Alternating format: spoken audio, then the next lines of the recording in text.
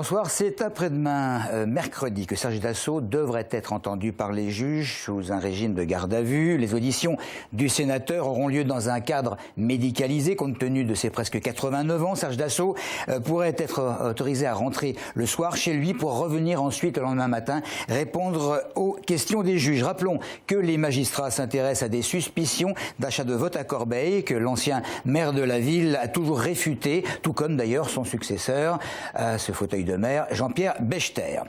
Un autre maire, celui de Breuillet, qui ne décolère pas, c'est Bernard Sprotti. Accompagné d'autres élus, de tous bords politiques d'ailleurs, il a mobilisé en début de week-end autour de lui pour dénoncer une fois de plus l'installation illégale de plusieurs dizaines de caravanes sur un terrain de la zone d'activité de la commune. Il en va de l'économie locale qui est menacée, avertit le maire, qui en appelle d'ailleurs à Manuel Valls, le ministre de l'Intérieur, pour faire respecter la loi. On en parle régulièrement sur Téléson. Les gens du voyage représenteraient 10 à 15 000 personnes sur le territoire essonnien. Vous le savez, les communes de plus de 5 000 habitants doivent réaliser des aires d'accueil pour leur permettre de stationner. En général, ces aires, elles comportent peu d'emplacements pour faire face aux fortes migrations des gens du voyage durant la période estivale. Le dernier schéma départemental prévoit la construction de 5 aires de grand passage, dont une serait probablement située sur les anciens terrains de la DGAC à Chevannes. Un choix qui ne plaît ni aux élus, ni aux golfeurs du parcours voisin. Maxime Lemaine. Chaque année, Chevannes accueille sur les terres de l'aviation civile les 24 heures tout-terrain. Cette année encore, ce sera le cas les 13 et 14 septembre, mais les organisateurs ont prévenu les autorités qu'en cas d'installation d'une aire de grand passage pour les gens du voyage, il n'y aurait pas d'épreuve. Les élus de la communauté de communes du Val d'Essonne sont également remontés contre cette aire, à commencer par le maire de Chevannes, qui a déjà connu 2 installations illégales de gens du voyage. Ça a été une vraie catastrophe écologique, puisqu'il a fallu que la communauté de communes apporte fasse livrer des bennes à ordures. Et puis ces gens-là ont l'habitude d'aller faire leurs besoins à l'extérieur de leur caravane, et notamment sur le chemin jusque sur le golfe. Il y a peut-être d'autres endroits, effectivement, puisqu'il y avait des projets importants au niveau de la communauté de communes sur ces terrains de la DGAC, notamment du maraîchage bio. Il y a plein d'autres projets, puisqu'on est quand même en secteur agricole et on a, je dirais, des choses à défendre du côté agricole. Et ces terrains avaient une autre destination que de devenir aire d'accueil des gens du voyage. À quelques mètres des terrains de l'aviation civile, un golf où certains pratiquants ne voient pas d'un bon œil cette arrivée d'une aire de grand passage sur 5 hectares.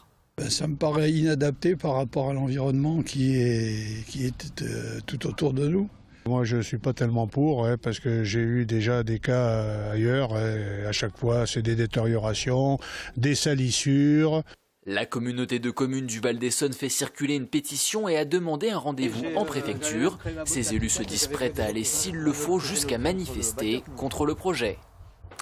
Malek Bouti, un député essonien qui n'aime pas le Premier ministre et ne se gêne pas pour le dire. À présent, un sénateur écologiste essonien, Jean-Vincent Placé, qui n'apprécie pas Arnaud Montebourg et qui ne mâche pas ses mots non plus en le traitant de ministre inutile. Cela dit, c'est le travail de la politique industrielle du gouvernement qui est particulièrement visé, selon Jean-Vincent Placé. Arnaud Montebourg court, selon lui, auprès d'économies plutôt tournées vers le passé, alors qu'il y a de belles économies d'avenir, créatrices d'emplois pour la France. Et cela, Arnaud Montebourg le rate, conclut le chef de file des sénateurs écologistes. On passe au salon de la voyance qui se succède. Avec la crise, on pourrait croire que la clientèle s'y précipite. Pas nécessairement. Les professionnels, néanmoins, évoquent de la part de ceux qui viennent les consulter beaucoup plus de questions sur l'avenir professionnel que sur la vie sentimentale ou même la santé. Marine Huru et Emeline Castelbou sont allées demander à des Essoniens s'ils consultaient et au cas où, quelles étaient leurs demandes prioritaires. Je peux comprendre qu'il y a des gens qui peuvent y croire, mais personnellement, nous les jeunes, il n'y en a pas beaucoup qui y croient. Est-ce que je vais être riche plus tard?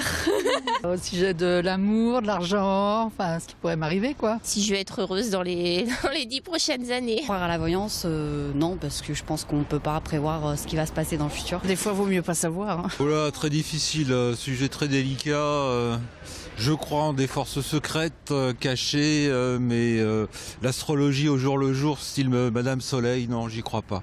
Pas du tout. Oui, j'y crois. Pas du tout. Non, pas du tout. Moi, non. C'est pas trop mon truc, je suis pas mystique. De toute façon, ça ne sert à rien, je n'y crois pas. J'y ai cru quand j'étais jeune, mais comme Comme on m'a toujours raconté des bêtises, donc j'y crois plus. J'ai fait quelques expériences dans ma vie qui ça s'est révélé que c'était plutôt vrai. Ils disent n'importe quoi. Je crois au destin, c'est tout. Je prends la vie comme elle vient et voilà. Avant oui, peut-être quand j'étais jeune, mais pas aujourd'hui. Je vis le présent, c'est déjà l'essentiel. Et on termine avec Eric Coutard, car le RC Massy-Essonnes prépare dès à présent les phases finales de la Fédérale 1 qui doivent leur permettre de retrouver le chemin de la Pro D2. C'est du rugby bien sûr, un objectif qui passe par les derniers matchs de saison régulière, notamment le match d'hier face à Montluçon. Match test pour le RC Massy-Essonnes en Fédérale 1 face à Montluçon. Battu au match aller, les Essonniens avaient une revanche à prendre face à leurs visiteurs du jour. Un match qui débute par un essai signé 2-6 pour Massy dès la 5e minute de jeu. Massy 5, Montluçon 0. Cette première mi-temps entre les deux équipes ne déchaîne pas les passions et se résume à un duel de buteurs entre Iquet, côté Massy, et Pujol pour Montluçon. La mi-temps est sifflée sur la marque de 14-6 pour Massy. En seconde période, Massy prend les affaires en main pour remporter une large victoire grâce à 4 nouveaux essais. Un essai de Mani Vakaloa, une réalisation collective dite de pénalité, puis un essai de Ike et enfin une percée d'Aubin Mendes. Massy remporte ce match avec le bonus offensif sur la marque de 48-12. Un succès important, car dans le même temps, Nevers a lourdement perdu à Lille sur la marque de 31-6. Massy prend ainsi la tête de la poule avec 56 points, 5 points d'avance sur Nevers et 8 sur Lille. Les Massicquois décimés en 3e ligne tenteront dimanche prochain de revenir de Nevers avec au moins un point de bonus défensif avant de recevoir Vannes et Lille et avant de rendre visite à Cognac. Conserver la première place de la poule 1, c'est encore jouable pour Massy, malgré un calendrier compliqué.